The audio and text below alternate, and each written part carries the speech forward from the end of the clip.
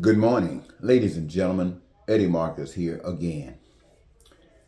It seems as if I just can't turn you loose. I'm connected to you based upon the power of the Almighty that has connected me to a mission to be fulfilled.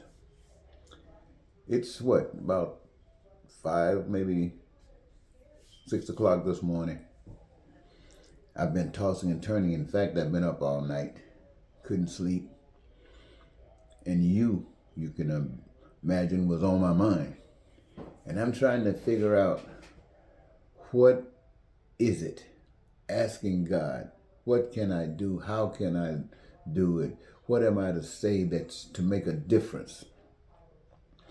Considering the United States of America and how the American people have been played by everybody, played by politics, played by the law, played by the church, played by everything, and as lost as they could possibly be. And I'm just confused. And as I was sitting there thinking, something came across the telly, I believe, that I was reminded of. It had to do with a gentleman who had served in the military. And the purpose is to show you how easily these things work. This man was about 80 years old, a little older than myself, and he had served in World War II. I think he had some power, and he was been married for quite some time, had 4 lovely children. I think, if I'm not mistaken, it was about 2 girls and 2 boys. And he had been a good dad to them. And one day, one of the daughters, just to do something nice, they got one of those little packages, where you want to connect yourself with people that you might not even know, but because of your DNA, it will tell you were related to this person or related to that person, people that perhaps you never even considered being related to. So they talked the old dad, to doing a swab for DNA. And I think it was a package thing, if I'm remembering correctly, where they put all of these, I guess the kids had done it too, because they want to find out how they were connected. And they sent it off to have this evaluated. And when it came back, the dad got a chance to get the envelope, and he opened it up. And as he opened it up, he was brought to his knees almost. Because according to that DNA evaluation, all 4 of his kids, neither one was his. And he had raised them. They loved him and he loved them. But the truth of the matter is, they were not of his sperm.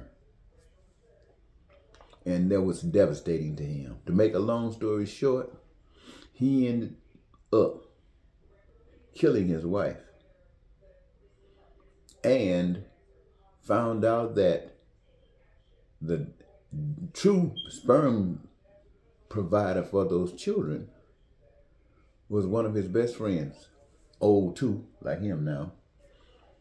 But the man was so messed up, he ended up killing that man as well. The kids didn't want him to do anything because they loved him, he loved them, but the truth of the matter is, they were not of his DNA. And it reminded me, all of these kids were grown now, professional people. But reality set in.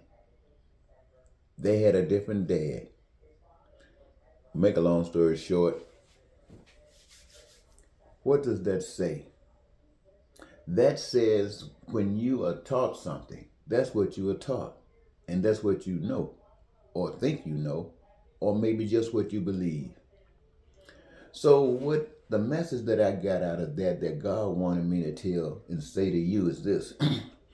is that you have been told about God. You've been told by people preaching to you. You've been told by people just out advocating. You have been told by what you read. All gamut of things that you have been led by, to have this belief by. But what God wanted me to say to you is that's so well and good. It's not your fault. But people who were telling you about God and God's purpose don't know God and God's purpose. See, the truth of the matter is, if those kids were of his sperm, when that DNA came in, they would have indicated, this is yours, this is your kid, this is your kid, this is your kid. The DNA would have indicated it. And when it comes down to we the people, if we are being led by the truth, lying and cheating and stealing and killing and hatred and racism and bigotry and all this stuff would not be a part of our lives if we were told the truth and followed the truth. Well, the message, my friends, is this, is that those who have been talking to you about God are just like the mother who was saying that this one man was their kid's dad, was not. It's like the preacher reading, didn't know anything about God, passing down some stuff that he heard, passing down some stuff that he read. And the evidence, without me going too long on this early morning, was that the DNA says no. When you look at the lifestyle of what's going on in America and what's going on around the world in relationship to what you've been hearing about God, the evidence is no. You don't know God. There is no way that anyone that knows God would have been voting for Donald Trump. There is no one that knows God would have been sitting up approving and going along with slavery, going along with all of the hatred and racism and bigotry that a group of people have been enduring their basic lifetime here in America. The preachers didn't stop it. Those telling people about God, they didn't stop it. Those who were in the churches listening to this mess didn't stop it. So all of these hundreds of years, black people have gone through the stuff. People still out there talking about God. And it appears that someone don't want to tell you about God because they don't know God. They keep telling you about what could possibly happen if you act a certain way when you die. But God wants you to know that it's okay to listen to the stories.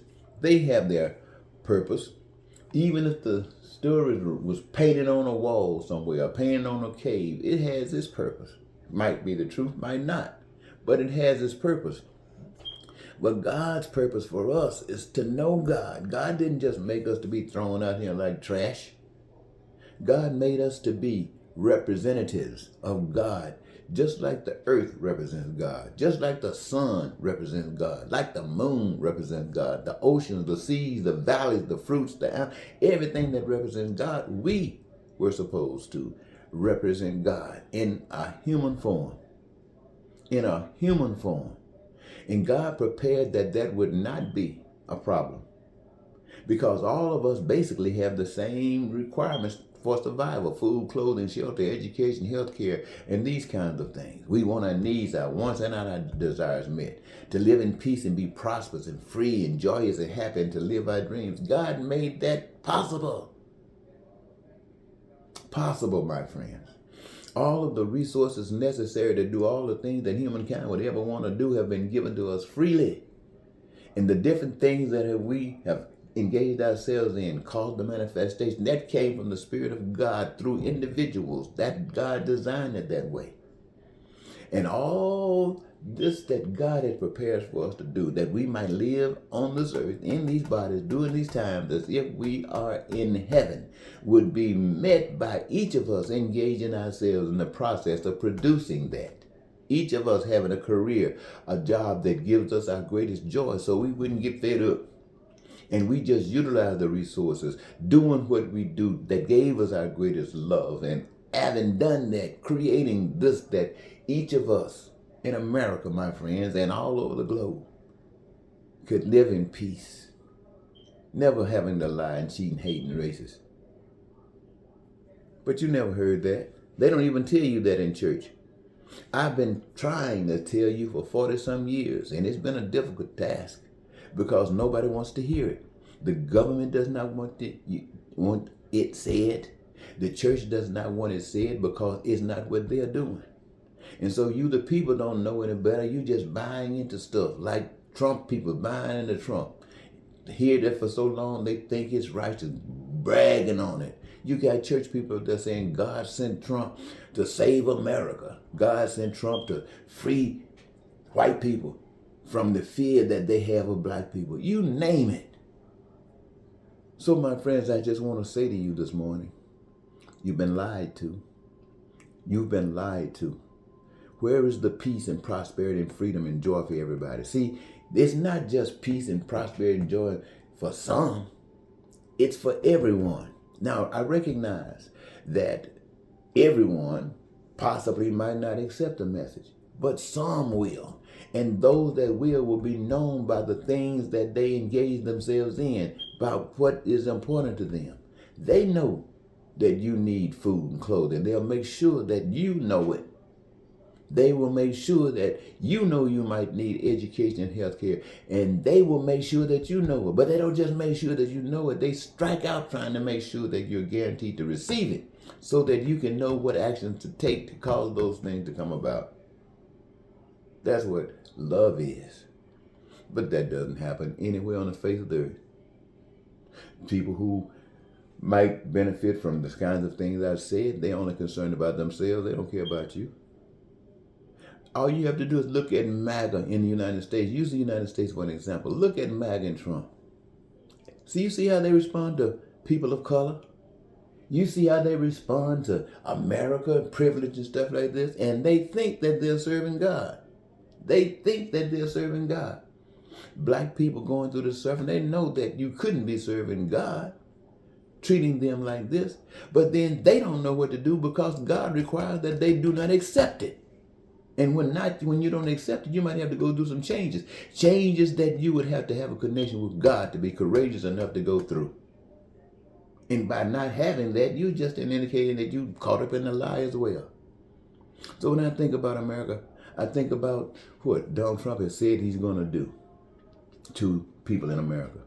I think about all the lies, everything that America's prisons are filled with people of color for just doing a little bit of the kind of stuff that Donald Trump has been doing.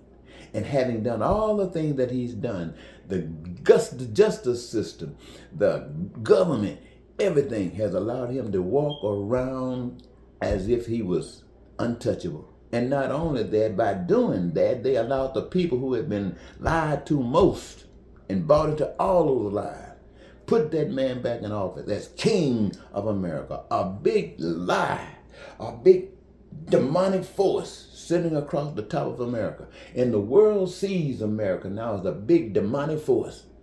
Because they know for Trump to be president of the United States, it's got to be because America's a big demonic force. And you're going to go to church Sunday. You're not going to hear this. You might hear somebody saying that Donald Trump's a big demonic force, but what are you going to do about it? Nothing. Nothing. You're going to talk about it. Just like everybody is, talk about it, and you're waiting for someone else to do something about it. You're waiting for a child of God to stand up, and you think there is no child of God that can do it, so you tell yourself that Jesus is going to come back out of the cloud and fix it. That doesn't even make any sense. That's one of the stupidest things you could ever have. Jesus, who was here before, didn't fix it. Just gave you an example, told you how. And now you sit back on your butt waiting for Jesus, thousands of years for Jesus to come. He gonna come fix it. He gonna come fix it. He gonna come fix it. You can only do that because you're blind. You can only do that because you cannot see. You can only do that because you can't think. You can only do that because you're filled up with mud and crap and stanky stuff. That's what you're doing, ladies and gentlemen. You're reflecting on the lies and things that you've been taught. And your truth about God is as blind as...